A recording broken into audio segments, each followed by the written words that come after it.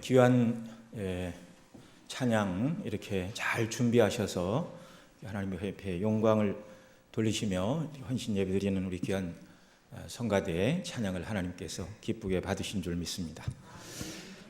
여러분, 하나님께서 인생을 창조하시고 또 그리스도 안에서 저와 여러분을 구원하신 목적은 무엇입니까?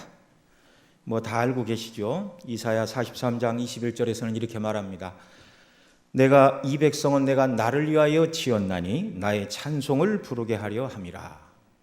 신구약 성경 모두에 하나님께서 왜 창조하시고 왜 인생을 구원하시는가 여러 가지 표현을 통하여 설명을 해주고 있는데요.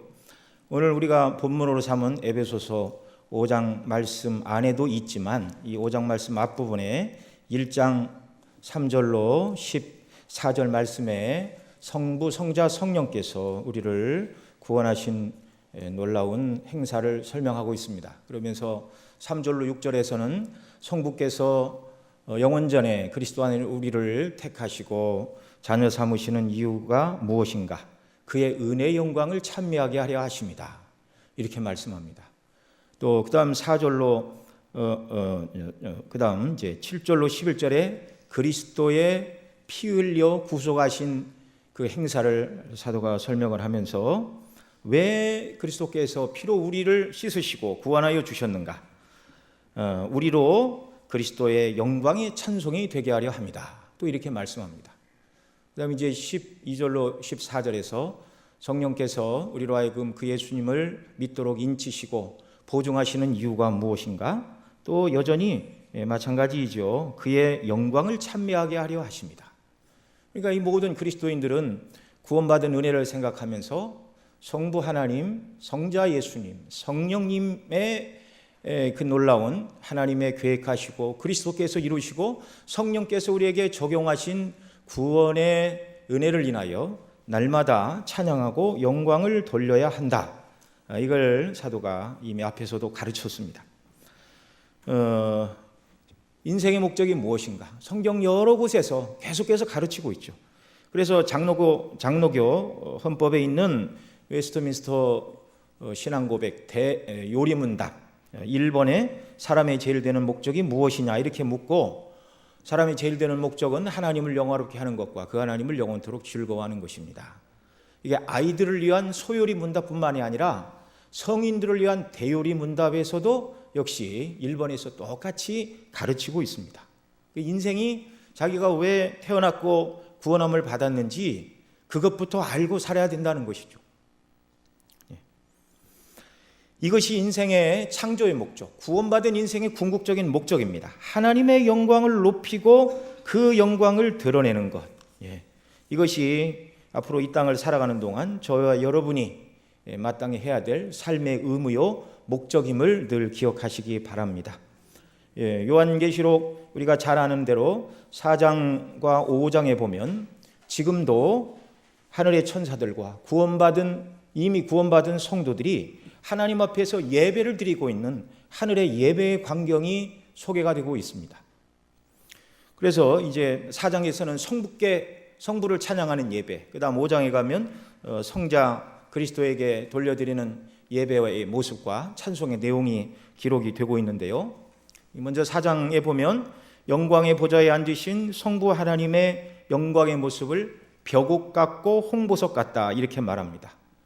푸르를 벽자죠. 푸른 옥, 푸른 빛을 발하는 보석인데 하나님의 정결하심과 거룩하심을 반영해서 벽옥, 그 다음에 홍보석 이렇게 말하는데 그 붉은색은 하나님의 왕적인 권위와 최고의 심판자로서의 권위를 상징하는 것이다.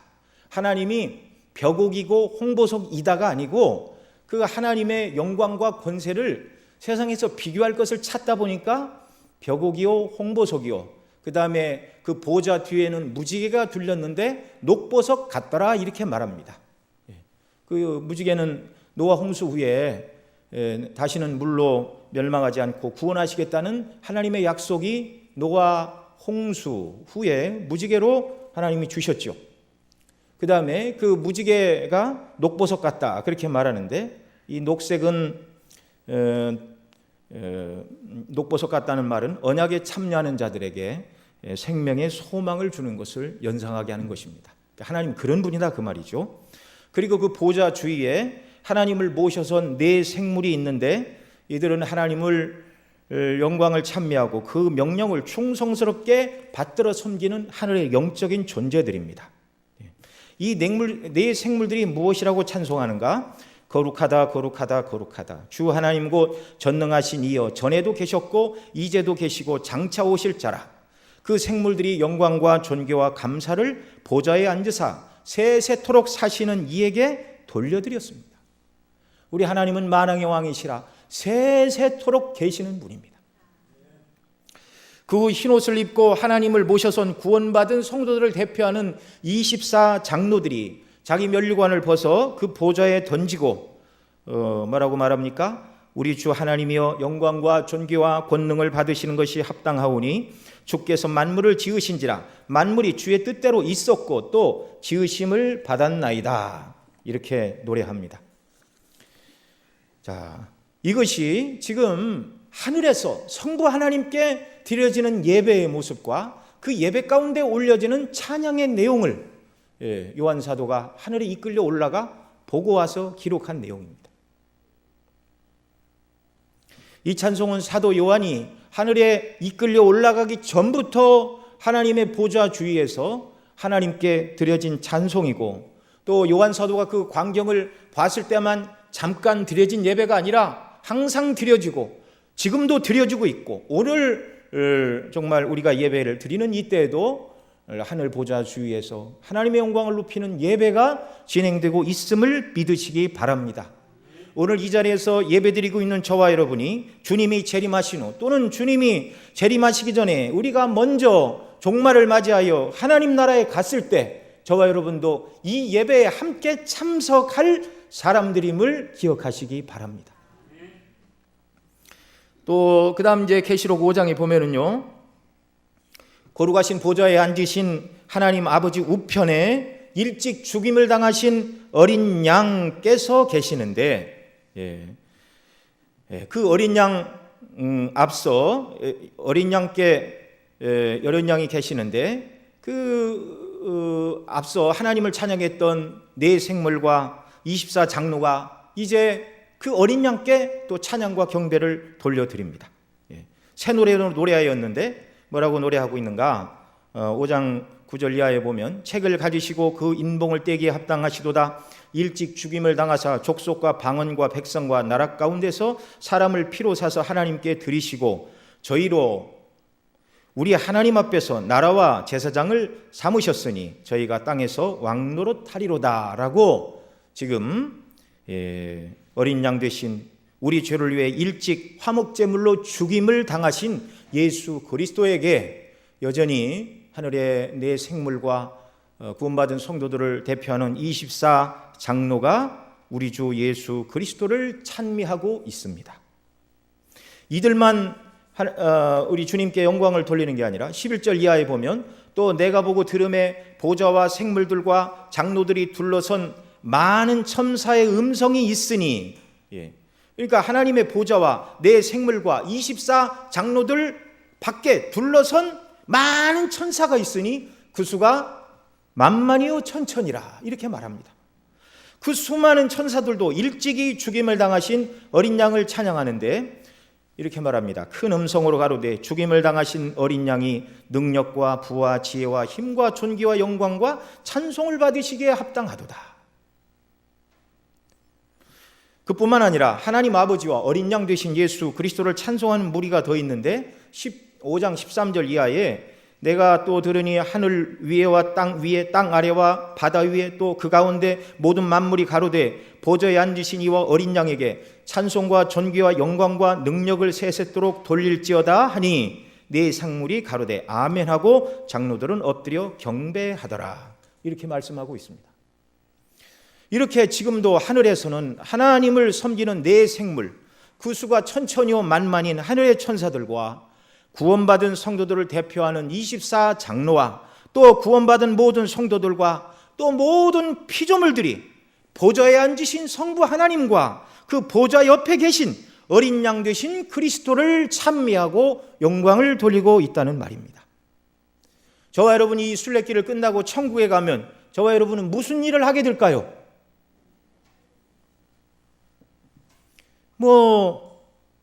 당연히 이들과 함께 하나님의 영광과 그리스도의 구속의 은혜를 함께 참여하는 예배의 자리에 참여하게 될 것입니다. 능력과 지혜와 권능으로 만물을 지으시고 통치하시고 구원하시고 심판하시는 성부 하나님을 찬미하는 것, 또 일찍 죽음을 당하심으로 우리를 구원하신 어린 양 되신 예수 그리스도를 찬양하는 것, 이것이 오늘 하나님 아버지 앞에서 드려지는 하늘 예배자들의 모습이요, 그들이 드리고 있는 찬송의 내용입니다. 여러분, 이 땅의 순례길은 어찌 보면 이 하늘 예배를 준비하는 과정이라 이렇게 말씀드릴 수 있습니다. 그러니 우리는 이 땅에서부터 하늘 예배에 참석할 자들로서 하나님 아버지와 우리 주 예수 그리스도의 행하신 그 놀라운 일들을 인하여 이 땅에서부터 그 하나님의 영광을 묵상하고 마음 깊이 하나님을 찬양하며 영광을 돌리는 귀한 삶을 살아갈 수 있기를 바랍니다. 이렇게 요한이 하늘의 예배자들의 모습과 예배와 찬송의 내용을 이렇게 소개해 주었다면, 오늘 우리가 읽은 본문에서 사도 바울은 이 땅에서 살고 있는 성도들이 어떻게 하나님을 예배하고 찬송하는 자들이 되어야 하는가를 가르쳐 주고 있습니다. 여러분, 하늘의 예배 자리에 참여하게 될 때 하나님을 찬송하는 그 구원받은 무리들은 완전히 성화된 영화롭게 된 자들입니다. 그렇죠? 그러니까 하늘에서 예배자들과 이 땅에서 예배드리는 저와 여러분과는 좀 차이가 있을까요? 없을까요? 차이가 있죠. 그들은 완전히 성화되었고 우리는 성화의 과정에 있고, 그래서 하늘에서는 물론 어떤 찬송을 예배하고 이렇게 주관하는 인도자가 있겠지만, 그래서 하늘의 찬송에서도 그 여럿이 부르는 찬송이 많은 물소리와 같고 이렇게 말하는데, 하나님 나라에서 드려지는 찬송에도 곡조가 있는 줄 믿습니다. 가사는 분명히 있죠. 제가 말씀드린 대로 계시록 4장에서 성부께 드리는 찬송의 내용, 5장에 기록된 성자 그리스도에게 드리는 찬송의 내용이 기록이 되고 있습니다. 그러니까 하늘에 있는 예배자들은 이미 영화롭게 된 자들이요, 어떤 곡조로 하나님을 찬송하고 어떤 가사로 하나님을 찬송해야 하나님이 기뻐하시는지, 거기에는 완전한 찬송으로 완전한 예배로 하나님께 영광을 돌리고 있는 줄 믿습니다. 그런데 이 땅에서는 우리가 아직 완전히 성화되지 못하였습니다. 그래서 사도가 이 땅에서 하나님을 예배하는 예배자들, 하나님을 찬송하는 자들, 특별히 성가대원으로 구별됨을 받은 자들이 어떤 자세로 찬송해야 되고 어떤 곡조로 또 어떤 가사로 찬송해야 되는가, 오늘 우리가 읽은 본문을 통해서 한번 확인해 보는 시간을 갖도록 하겠습니다. 여러분, 먼저 하나님을 찬송하고 예배하는 이 땅의 예배자들의 모습은 어때야 됩니까? 오늘 우리가 읽은 에베소서 5장 18절의 말씀 같이 한번 읽겠습니다. 시작. 술 취하지 말라. 이는 방탕한 것이니 오직 성령의 충만을 받으라. 아멘. 이 땅의 모든 예배자들은 술 취하지 말고 성령의 충만을 받으라는 말로 시작이 되고 있습니다. 여러분, 왜 성령 충만을 말하면서 술 취하지 말라는 말로 이 말을 설명하고 있을까요? 술 취함과 성령 충만은 근본적으로 다르지만 겉으로 보일 때 비슷해 보이는 면들이 있습니다. 오순절 사도행전 2장에 보면 오순절 성령이 임하시고 성령 충만을 받게 되었습니다.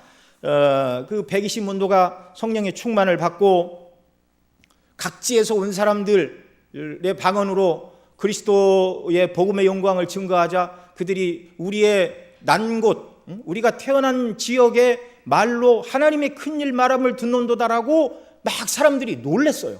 그런 일은 본 적이 없거든요. 해외를 나가본 적도 없는 사람이 갑자기 다른 지역의 언어로 그리스도를 증거하니 이게 얼마나 놀랄 일입니까? 그런데 그것이 하나님의 성령의 행사인 줄 모르는 사람들은 뭐라고 말했습니까? 믿지 않는 자들이 그 성령 충만한 모습을 보고 이 어찐 일이냐 사람들이 놀라며 또 어떤 이들은 조롱하여 말하기를 저희가 뭐에 취했다고요? 세술에 취했다. 세술에 취했다. 성령 충만 받은 자들은 술 취한 자들이 아니었는데 자기들과 완전히 다른 모습, 그 모습이 성령 충만인 것을 알 수 없으니 완전히 달라진 성도들의 모습을 보고서 자신들이 마시는 술로 인한 모습과 전혀 다른 거룩한 모습을 취하고 있기 때문에 세술에 취한 자들이다. 처음에는 그 말이 놀리는 말이었습니다. 놀리는 말. 앞서 말씀드린 하늘에 들어가서 하나님을 예배하는, 또 하늘의 천군 천사들이 예배하는 하늘의 예배, 하늘의 예배자들은, 천사들은 범죄한 적이 없는 그런 존재들이죠.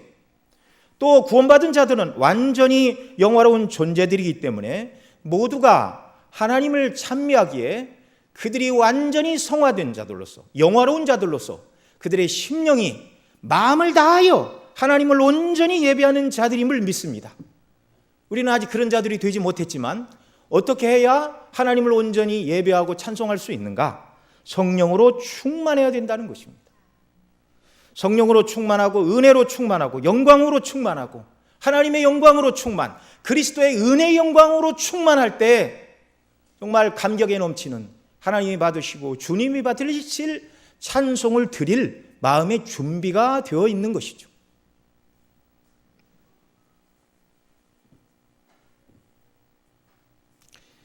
구원받은 예배자들의 자세를 말하면서 술 취하지 말고 성령 충만을 받으라. 성령 충만해야 바르게 하나님을 찬양할 수 있다는 말입니다. 음악성을 함양하고 연습을 열심히 해야 되지만 그 전에 하나님을 찬양하는 자들은 성령 충만해야 됩니다. 바울 사도가 술 취하지 말고 성령 충만을 받으라 말씀하는 것은 과거 에베소 성도들이 믿지 않을 때의 모습이 즐거울 때, 기분 좋을 때, 믿지 않았을 때 그들이 행하던 모습이 무엇인가? 바로 술 취하고 서로 노래 부르며 교제하는 것이 과거의 삶의 내용이었다는 것입니다. 그래서 오늘날도 마찬가지겠죠. 하루 일과가 끝나면 직장 동료와 또는 친구들끼리 모여서 먹고 마시고 밥만 먹고 들어가면 되는데 또 2차를 간대요. 3차는 어디 노래방을 간대요. 그게 인생입니다. 삶의 낙을 그저 먹고 마시고 노래 부르는 것에 다 쓰는 것이 모든 시대의 인생들의 모습이었다는 말이죠. 오늘날도 믿지 않는 세상 사람들의 일상이 그렇습니다. 그래서 이 땅에서 예수님 믿지 않는 사람들, 오늘 좋은 날이다, 잔치 날이다 그러면 빠지지 않는 것이 술과 노래입니다. 그러나 이제 구원받은 하나님의 백성들은 그런 허망한 삶을 살지 말고 성령으로 충만하여 하나님을 찬미하는 삶으로 삶의 내용과 모습이 바뀌어야 한다는 것입니다. 그리스도 안에서 성령으로 충만하게 될 때 우리는 세상 사람들이 먹고 마시고 기분이 좋아 떠들고 노래하는 것보다 더 영광스럽고 즐겁고 기쁘게 하나님을 찬미하는 자들이 되는 줄로 믿습니다. 여러분 예수 믿으신 지 오래되니까 믿지 않았을 때의 친구들이 다 끊어진 줄 믿습니다. 좀 남아있나요? 저도 고등학교 때 친구들이 지금은 거의 연락을 안 하는데 한 10년 전까지도 명절이 되면 지들끼리 다 모였는데 뭐 하냐고 전화를 하고 그랬습니다. 그리고 이제 전화를 하고 하는 말이 너희들 뭐 하니? 그러면 밥 먹고 뭐 하겠어요? 모여서 하는 일이. 대학 때 고등학교 친구를 만났더니 저한테 맨 먼저 묻는 말이 아직도 술 안 먹고 담배 안 피냐고 묻더라고요. 술을 안 먹고 담배 안 핀다 그랬더니 무슨 재미로 인생을 사냐고 그럽니다. 성령 충만한 성도들, 하나님의 은혜에 감격한 사람들은 세상 사람들과 달라요. 기쁨은 내용이 다르고 삶의 자세가 다르고, 어떻게 그 놀라운 구원의 은혜를 받은 자들이 아무것도 받지 않은 세상 사람들처럼 이 땅을 살아갈 수가 있습니까?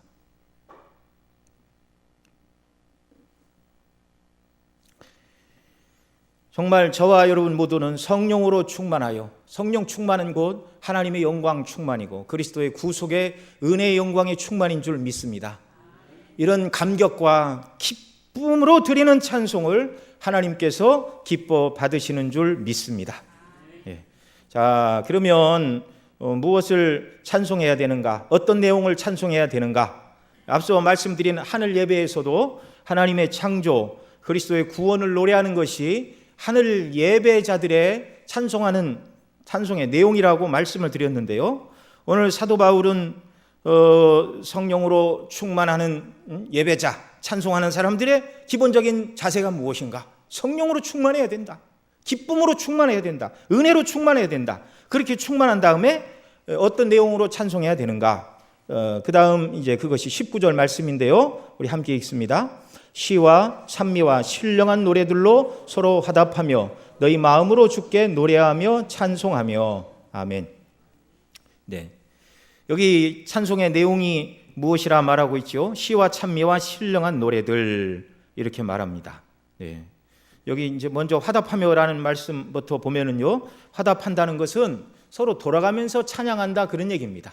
이 사람이 이런 주제를 가지고 하나님을 찬송하면 그 다음 사람은 다른 주제를 가지고 또 찬송으로 하나님께 서로 화답하며 영광을 돌리는 것. 그래서 이 찬양은 기독교 예배의 중요한 부분이죠. 시편에는 악기를 연주하는 사람, 노래하는 사람, 그들을 인도하는 찬양대의 인도자인 영장이라는 이런 표현들이 나옵니다. 구약시대에도 하나님께 영광을 누리는 찬양하는 무리가 있었죠. 맨 먼저 하나님을 찬양한 이 사건은 이스라엘 백성들이 홍해를 건넌 다음에 모세가 홍해를 건넌 후 여호와 이름을 찬양하였습니다. 그때 아론의 누이요 모세의 누나인 미리암이 많은 여인들 앞에서 소고를 치며 춤추며 여호와 하나님을 찬양하였습니다. 그 후에 항상 있는 상임 찬양대, 상임 성가대를 조직한 사람은 바로 다윗 왕이었습니다. 역대상 15장 16장에 보면 여호와의 궤를 다윗이 다윗성으로 메어올 때 악기와 찬양하는 자들을 동원하였죠. 무리는 크게 노래 부르고 각 나팔과 재금을 치며 비파와 수금을 힘있게 타며 여호와의 언약궤를 메어 올렸더라 그렇게 말합니다. 또 역대상 23장에 보면 30세 이상으로 계수된 레위인의 수가 3만 8천 명이었는데 그 중에 성전에서 섬기고 무엇으로 섬기고 이렇게 하고 그 중에 4천 명을 노래하는 자들로 구별하였습니다. 다윗은 말년에 왕권을 솔로몬에게 물려주기 앞서 이스라엘 12지파를 정비했는데 11지파는 군대로 편성을 했고 나머지 한 지파 레위 지파는 하나님께서 모세에게 말씀하신 대로 하나님을 섬기는 직무를 부여했습니다. 그래서 역대상 25장에 보면 앞서 말씀드린 노래하는 자로 4천 명을 선별한 자들 중에 여호와의 찬송하기를 배워 익숙한 자 288명을 또 구별하여 내었습니다.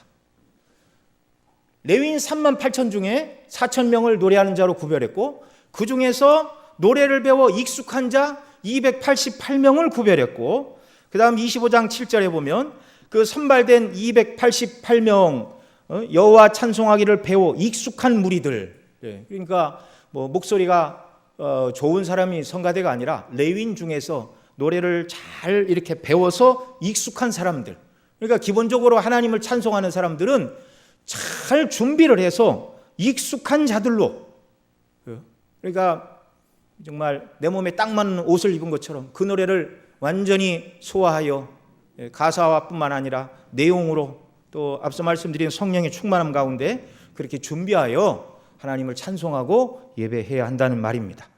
그 288명의 무리는 다시 24개 반 24조로 나누었는데 한 조에 12명씩 조로 편성했습니다. 그때 편성하는 내용이 큰 자나 작은 자, 스승이나 제자 할 것 없이 제비를 뽑아서 하나님이 허락하시는 내용대로 가서 성전 예배에 참여하는 자들이 되었습니다. 이것이 오늘날의 교회 성가대나 찬양대의 시초다 이렇게 말씀을 드릴 수가 있을 것입니다. 구별된 이들에게 성령께서 감동하셨고 이들은 다윗이 지은 수많은 시편으로 여호와 하나님을 찬송했습니다. 구약 시대부터 사도들의 시대와 오늘 우리가 사는 시대에 이르기까지 하나님의 영광과 베푸신 은혜를 찬양하여 왔고 앞으로도 계속될 것이고, 말씀드린 대로 우리의 이 찬양은 하늘 예배로 이어지게 될 줄로 믿습니다. 자, 하늘에서 부를 찬양에 대해서는 가사나 곡조 모든 것이 완벽하겠죠. 그러나 이 땅에서는 하늘에서 부르는 찬양의 곡조와 가사를 다 알 수가 없습니다. 가사는 계시록에 기록된 대로 약간만 봤어요. 그러나 그 멜로디는 무엇인지 음계로 표시해 둔 게 없습니다. 그래서 바울 사도는 하나님을 찬양하되 시와 찬미와 신령한 노래들로 찬양하라 이렇게 말하고 있는데요. 여기 시는 말 그대로 구약의 시편입니다. 시라는 히브리 말로 시라는 말은 악기의 줄을 뜯는다, 그런 표현입니다.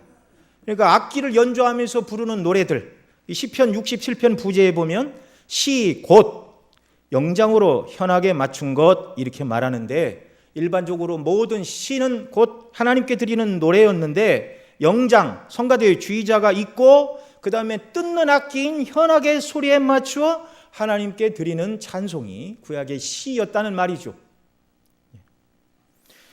어떤 주석가들은 여기 사도 바울이 말하고 있는 시와 찬미와 신령한 노래 이 세 가지 모두가 다 오직 시편에 해당한다 이렇게 얘기해서 교회에서는 시편만 노래를 해야 된다. 이제 이게 스코틀랜드 전통의 교회들입니다. 근데 이건 너무 일방적으로 성경을 해석한 것이고요. 찰스 하치를 비롯한 대다수의 다른 주석가들은 이 셋이 다 각각 다른 것이다 그렇게 말합니다. 그래서 시는 시편이고 그 다음 찬미와 신령한 노래들에서 이 찬미는 다른 말로는 그냥 찬송입니다. 찬송은 하나님께만 드리는 노래가 찬송입니다.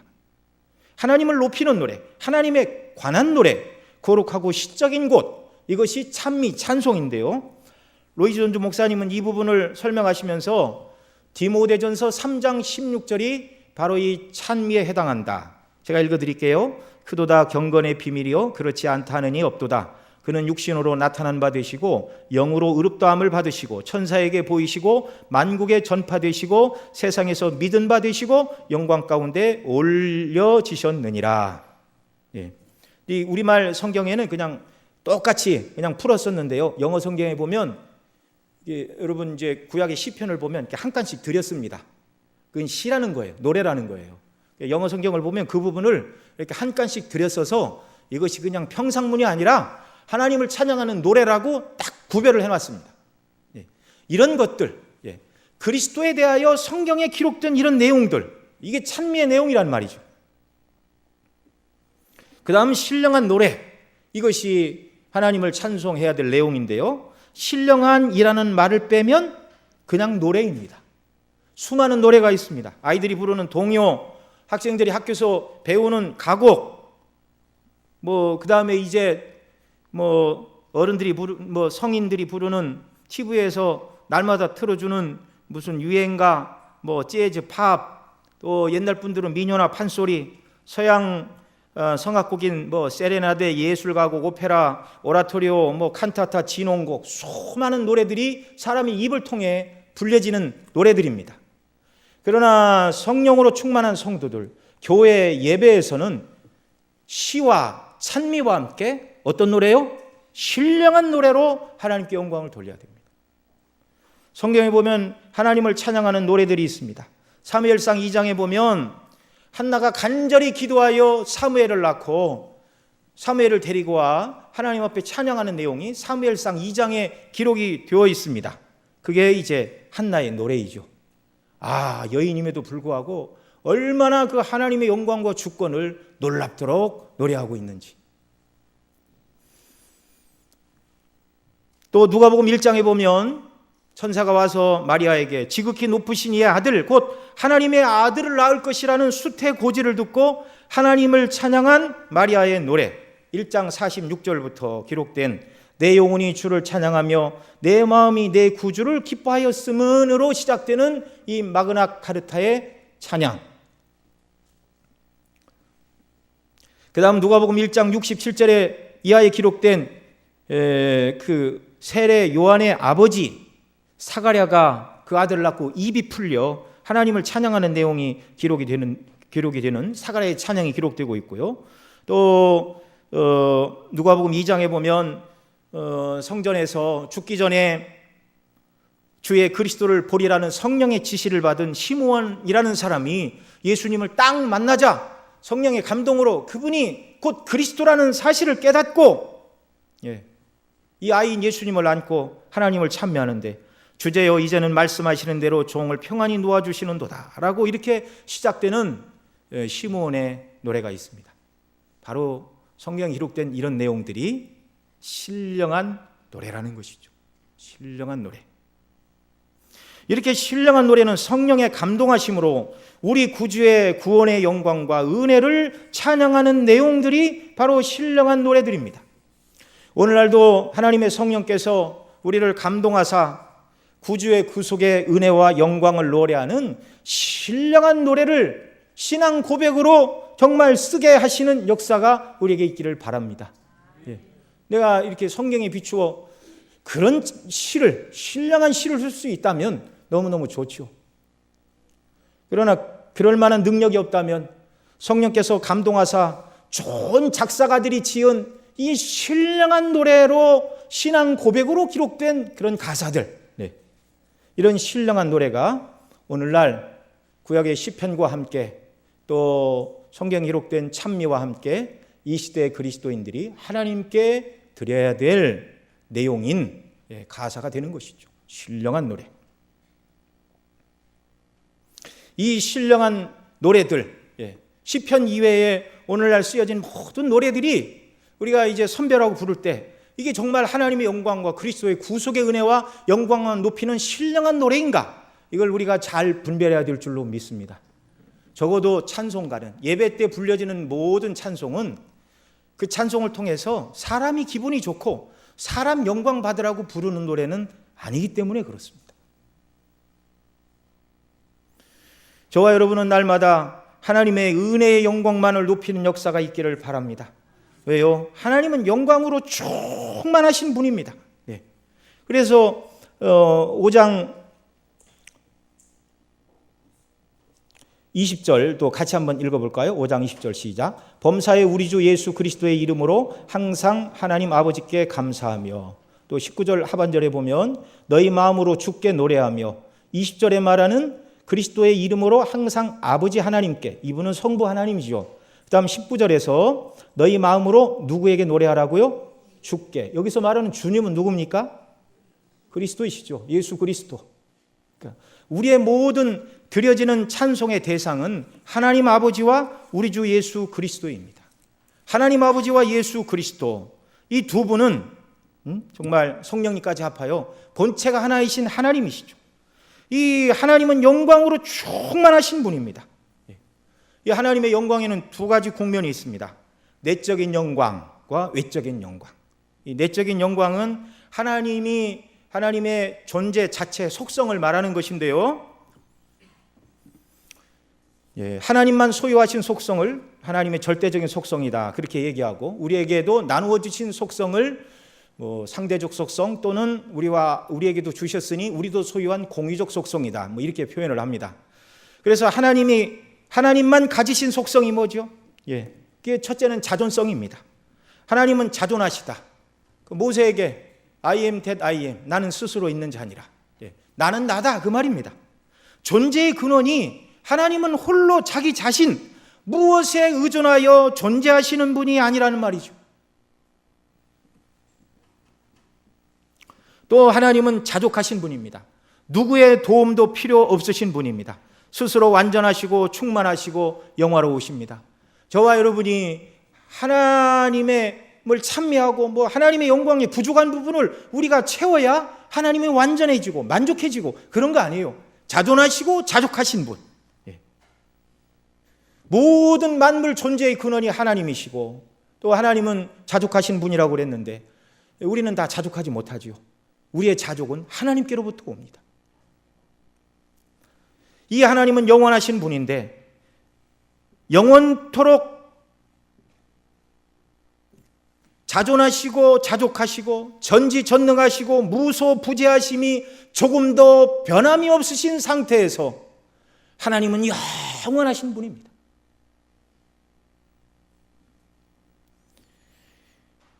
정말 놀라운 일이죠. 예. 그 하나님께서 또 우리에게도 나누어 주신 하나님의 이 공유적인 속성이 무엇입니까? 그것이 바로 거룩하심, 의로우심, 진실하심, 선하심, 사랑, 이런 것들이 하나님이 또 가지고 계신 도덕적인 이런 성품들인데요. 우리에게도 이것을 조금 하나님이 나누어 주셨어요. 예. 사랑의 그 일부. 예. 하나님도 사랑이시고 우리에게도 하나님이 사랑을 주셨지만 하나님이 가지고 계신 사랑과 우리가 소유한 사랑은 그 범위와 정도에 있어서 너무나 다릅니다. 그러니까 우리가 뭐 사랑을 실천하는 사람이니 하나님의 사랑도 그 정도일 것이다, 그렇게 사람들이 착각해서는 안 돼요. 하나님의 사랑과 우리가 소유한 사랑이 얼마나 다른가. 하나님의 사랑은 죄인이요 심판받아 마땅한 영원한 지옥 형벌에 떨어져야 될 저와 여러분을 구원하시기 위하여 그 아들을 우리 대신 내어주신 값없는 사랑, 아들을 내어주신 사랑. 이 세상의 사랑은 받은 만큼 돌려주는 것입니다. 아니, 많이 받았어도 그보다 못 돌려주는 것이 대부분 이 세상 사람들의 사랑의 방식입니다.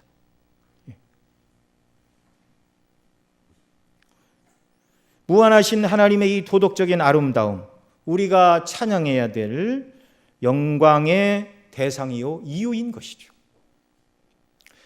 이 하나님의 내적인 아름다움이 밖으로 드러난 것이 하나님의 외적인 영광입니다. 하나님의 외적인 영광에는 하나님의 창조와 구원이 그 내용인데요. 하나님은 창조를 통해서 하나님의 지혜와 능력과 영광이 얼마나 큰지를 우리에게 보여주셨습니다. 그래서 구원받은 성도들이 하나님이 지으신 이 창조 세계를 보면 하나님이 생각나고 하나님의 능력이 생각나고 하나님의 아름다움이 생각이 나는 것이죠. 그 깜깜한 밤이 되었다 할지라도 걱정하지 않습니다. 몇 시간이 되면 밝은 태양이 떠오르고 어둠이 물러갈 것을 알기 때문에. 여러분, 뭐 과학이 발달했다고 할지라도 지구상에 있는 모든 전기 동력을 다 동원하면 태양의 밝기만큼 밝은 것을 인간이 만들어낼 수 있겠습니까? 불가능한 일입니다. 안 돼요. 여러분, 우리가 식당에 가서 맛있는 음식을 먹게 되면 그 음식을 만든 식당의 주인이나 주방장이 누군지 궁금해지죠. 잘 그린 그림들을 보면 그 그림의 작가가 누구인지 보고 싶어지고, 또 아름다운 노래를 우리가 듣게 되면 그 노래를 부른 가수가 누구인지, 그리고 그 가수가 부른 다른 노래도 찾아서 한번 들어보고 싶은 그런 마음이 듭니다. 지금이야 놀랄 것이 하나도 없지만 맨 처음 누군가가 손목시계를 만들었을 때 그 작은 기계 안에 시간과 분과 초를 알려주는 시침, 분침, 초침이 다 들어간 시계를 처음 본 사람들은 어땠을까요? 깜짝 놀랐을 겁니다. 누가 이것을 만들었는가? 이 얼마나 대단한 사람인가?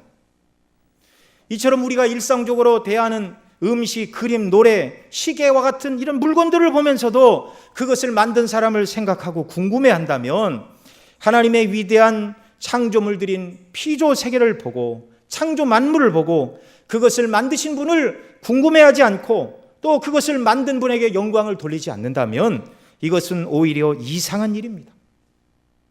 그런데 그리스도 밖에 있는 현대인들은 창조주 하나님은 없다고 말하는 무신론, 세계 모든 만물과 인생을 지으신 분이 계신지 아니 계신지 모르겠다 말하는 불가지론, 그 다음에 또 일부는 먹고 살기 힘들어서 그런 논쟁에는 별로 관심이 없다고 말하는 무관심론자들이 이 세상에 들끓고 있습니다.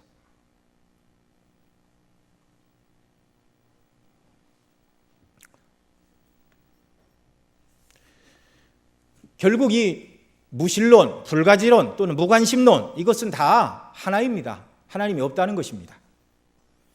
뭐 무관심론자들 먹고 살기 힘들어서 관심이 없다 그러지만 사실 하나님이 살아계신다는 것을 안다면 도덕적인 존재로 지음을 받은 인생이 그 창조주 앞에 서서 선악간에 행한 자기의 모든 행실에 대하여 하나님 앞에 심판받는다는 것을 기억한다면 어찌 먹고 사는 일에 창념하여 인생을 지으신 하나님을 생각할 여유가 없다 그렇게 말하겠습니까? 그렇게 말할 수 없는 것입니다.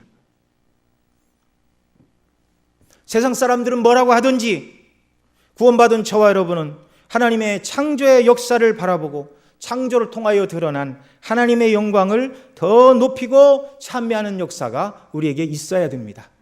이 내용이 앞서 살펴본 계시록 4장에 기록된 창조 만물을 지으신 하나님의 영광을 찬미하는 하늘의 천사들의 찬송의 내용입니다. 하나님의 영광이 두 번째 외적으로 드러난 것은 바로 저와 여러분의 구원입니다. 앞서 말씀드린 대로 아들을 내어주시고 그 피로 값주고 저와 여러분을 하나님이 구원하시고 자녀 삼아주셨습니다. 영원토록 우리가 하나님을 찬양해야 될 영광의 대주제, 이 땅뿐 아니라 천국에서 영원토록 찬양해야 될 주제가 바로 창조주의 영광과 그 구원의 영광, 창조의 영광과 구원의 영광. 계시록 4장 5장이 말하고 있고 앞서 말씀드린 에베소서 1장 3절로 14절까지 성부, 성자, 성령께 그 은혜의 영광을 찬미해야 되는 이유라 말하고, 또 오늘 우리가 읽은 19절 20절에서 이 모든 신령한 노래와 시와 찬미와 신령한 노래들로 예수 그리스도를 노래하고 하나님 아버지께 찬송하라 말하고 있는데, 그 찬송해야 될 모든 내용과 주제가 하나님의 창조의 영광과 그리스도 안에서 우리를 구속하신 구속의 은혜와 영광이라는 말이죠. 그것만이 저와 여러분이 영원토록 하나님을 찬양해야 될 이유입니다. 네. 자, 찬양하는 자들의 마땅한 자세가 성령 충만이라고 말씀을 드렸습니다. 그래서 성령으로 충만하여 술 취한 사람들이 흥얼거리고 즐겁게 노래 부르는 것 이상으로 성도들은 바로 이 하나님의 창조의 영광, 그리스도 안에서 우리를 택하시고 구원하신 구속의 영광, 주님이 하늘 영광을 버리고 이 땅에 오신 성육신의 영광, 우리 대신 모든 율법에 순종하시고 십자가를 지시고 고난을 받으시고 죽으시고 부활하시고 하나님 보좌 우편에 앉아 계시고 다시 오셔서 이 세상을 심판하시고 완전한 하나님의 나라를 이루실 그리스도의 영광, 이것이 저와 여러분이 이 땅에서 영원토록 찬양해야 될 찬양의 내용이고 가사라고 말씀을 드렸습니다. 이것이 바로 시요 찬미요 신령한 노래들입니다. 정말 이런 놀라운 은혜의 역사, 여러분 핸델의 메시아 대곡을 아시죠?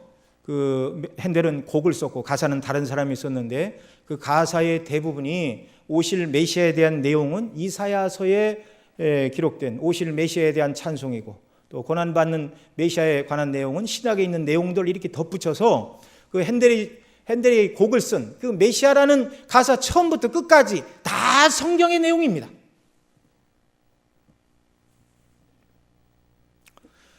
자, 세 가지를 오늘 말씀드린다고 그랬죠. 첫째는 예배드리는 자들의 자세, 둘째는 하나님을 찬송할 때 그 찬송의 내용.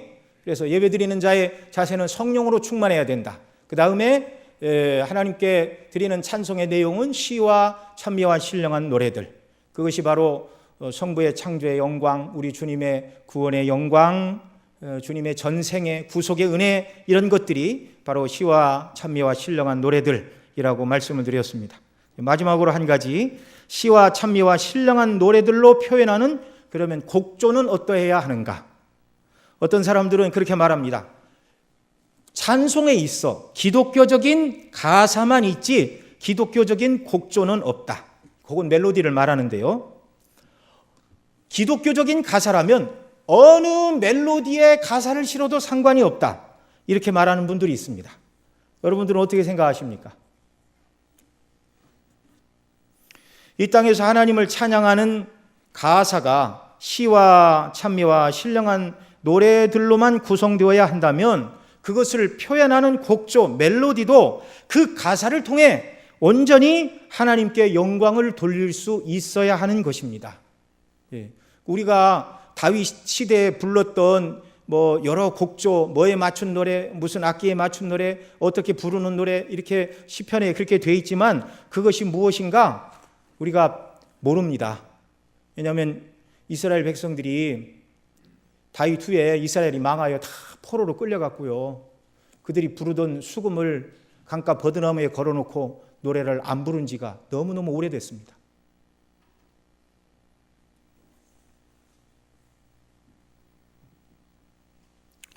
그러나 오늘 본문에 있는 말씀을 보면 19절에 보면 너희 마음으로 주께 노래하며 찬송하며 이렇게 말씀하고 있는데요. 여기 영어 성경 킹제임스 버전에 보면 노래하면은 singing으로, 찬송하면은 찬송하며라는 단어는 making melody 이렇게 번역하고 있습니다. NIV에서도 비슷한데요. 노래하면은 sing으로, 찬송하면은 make music으로 번역하고 있습니다. 아름다운 멜로디로, 가사가 시와 찬미와 신령한 노래이어야 할 뿐만 아니라 그 곡도 아름다운 멜로디로 하나님께 찬송을 드려야 한다는 말이죠.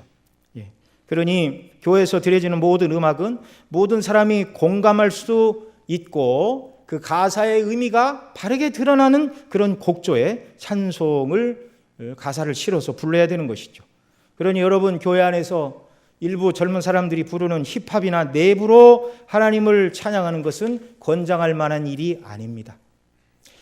가사의 격조에 어울리는 곡이어야 하죠. 여러분 그 미국 가요 중에 이게 번안에서 우리나라의 70년대 후반에 불려졌던 노래가 있습니다. 강변의 추억이라는 노래인데요. 우리말 가사로는 옛날 가요를 들으셨던 분은 기억이 나시길 겁니다. 흘러가는 저 강물결을 바라봅니다. 나뭇잎 하나 살며시 띄워봅니다. 기억나시나요? 안 나도 상관없습니다. 그런데 이 노래는 미국의 혼성 그룹인 보니 M이라는 이 그룹이 부른 노래인데요. 노래의 원 제목은 리버스 오브 바벨론입니다. 바벨론 강가에서.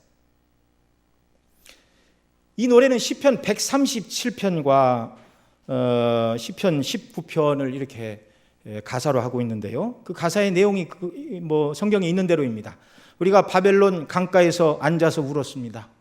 악한 자들이 우리를 이곳으로 끌고 왔고 우리는 시온을 기억하며 울었습니다. 우리를 사로잡은 자들이 시온의 노래를 청하니 우리가 어찌 이방 땅에서 여호와의 노래를 부를꼬. 그리고 후렴에 가서 시편 19편 14절 말씀, 영어 가사로는 킹제임스 버전 가사를 그대로 옮겨놨습니다. 내 입의 말과 내 마음의 묵상이 주께 연락되기를 원합니다. 나의 힘과 나의 구속자여라는 가사로 되어진 아주 그 내용 자체로는 매우 슬픈 노래인데요. 그런데 그 노래를 들으면 멜로디가 디스코풍으로 얼마나 흥겨운지 어깨가 들썩들썩합니다.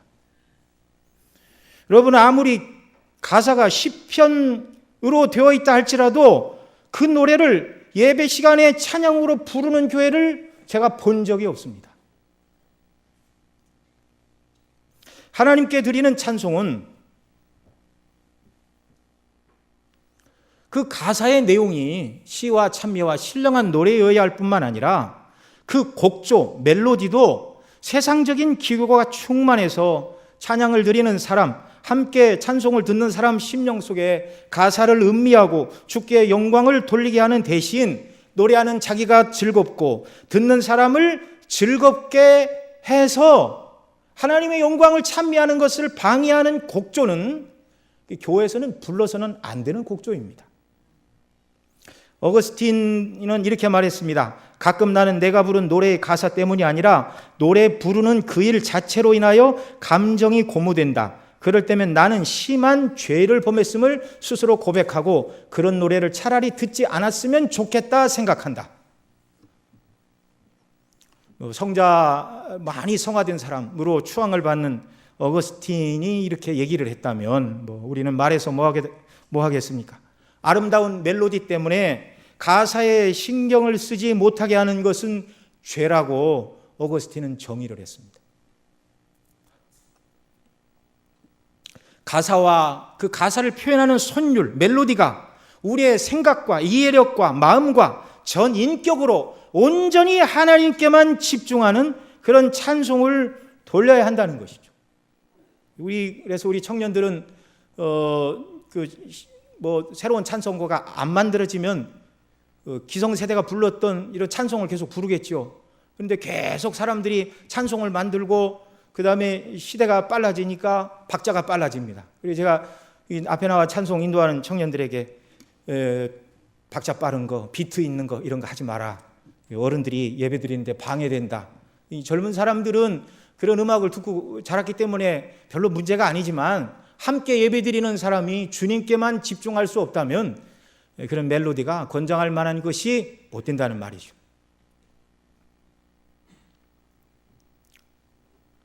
여러분, 우리가 하나님을 예배할 때 성령에 감동되어 구약의 시편에 보면 손뼉을 치며 노래하고 이렇게 말하고 있는데요. 예배 중에 하나님 주시는 감동, 하나님의 영광, 그리스도의 은혜가 너무나 놀라워서 견딜 수가 없어서 이렇게 손뼉을 치는 것과 처음부터 자 우리가 손뼉을 칩시다 이렇게 해서 억지로 멜로디로 빠른 박자로 정서를 고조시키는 이런 음악은 하나님께 드려지는 찬송으로 적절하지 않다는 말이죠. 교회 음악은 기본적으로 사람의 기분과 감정이 좋아지라고 행해지는 것이 아니기 때문에 그렇습니다. 말씀을 맺습니다. 저와 여러분은 장차 하늘 예배에 참석하여 하나님의 영광을 찬미할 자들입니다. 그때에는 완전히 성화된 자들로서 이 땅에서 성령으로 충만한 것보다 더 완전한 심령의 상태로 영광스러운 가사와 곡조에 맞추어 하늘 주의자의 주의에 맞춰 하나님께 영광을 돌리게 될 것입니다. 그러나 그날을 바라보고 그날이 이르도록 이 땅에서는 어떻게 찬송해야 되는가? 성가대뿐만이 아니라 여기 앉아 계신 모든 성도님들의 찬송의 자세가 이래야 된다는 것입니다. 첫째는 성령으로 충만해야 됩니다. 하나님의 영광, 그리스도의 영광, 구속의 은혜와 영광으로 충만하여 뜨거워진 마음으로 시와 찬미와 신령한 노래들, 우리 주의 은혜의 영광을 노래하는 가사로, 그 다음에 정말 좋은 곡조에 우리의 마음을 실어 하나님을 생각하고 예배하는데 방해가 되지 않는 아름다운 멜로디에 우리의 찬송을 실어 마음을 실어 주님을 찬양하고 영광을 돌리는 귀한 역사, 그리고 이 온전한 예배를 드림으로 말미암아 하늘에서 영광으로 하나님을 찬송할 그 예배를 사모하고 하나님 앞에 설 날을 더 기다리고 소원하는 저와 여러분 모두가 되시기를 바랍니다. 기도하시겠습니다. 아버지 하나님, 오늘 이 땅을 살아가는 저희들 성령으로 충만하여 시와 찬미와 신령한 노래들로 우리 아버지의 영광, 그리스도의 대속의 은혜와 영광을 노래하는 자들 되게 하여 주시기를 원합니다.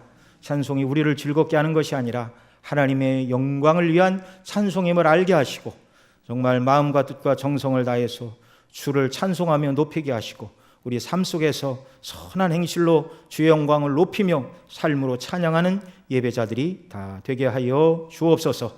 이렇게 헌신 예배로 아버지 앞에 영광을 돌리는 우리 귀한 성가대원들 더더욱 이런 영적인 사람으로 무장되어 주의 이름을 높이고 하나님이 기쁘게 받으시는 찬송을 드리는 자들로 축복하여 주시고 세워 주옵소서. 우리 구주 예수님의 이름으로 기도드리옵나이다.